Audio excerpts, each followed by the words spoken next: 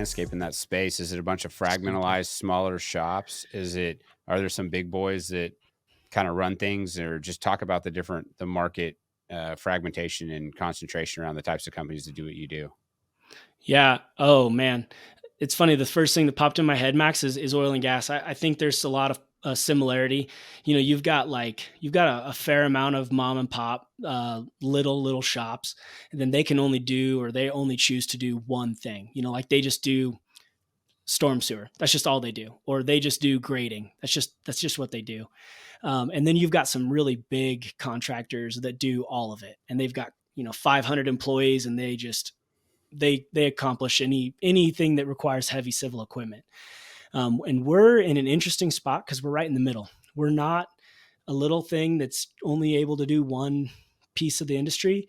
We're definitely not big enough where that we're doing everything.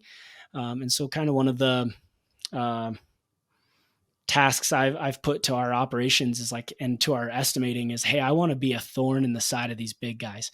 Like I Mm. want us to start coming in on some of these jobs and for them to kind of go like, what in the world is that company doing here?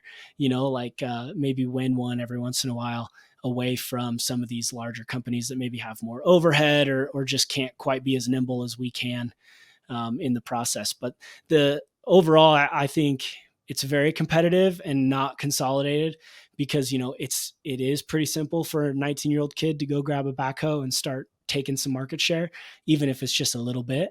And so that's something else that I've started to think a lot about is are there going to be opportunities in the next 3 to 5 years to maybe consolidate some of these smaller shops? But yeah.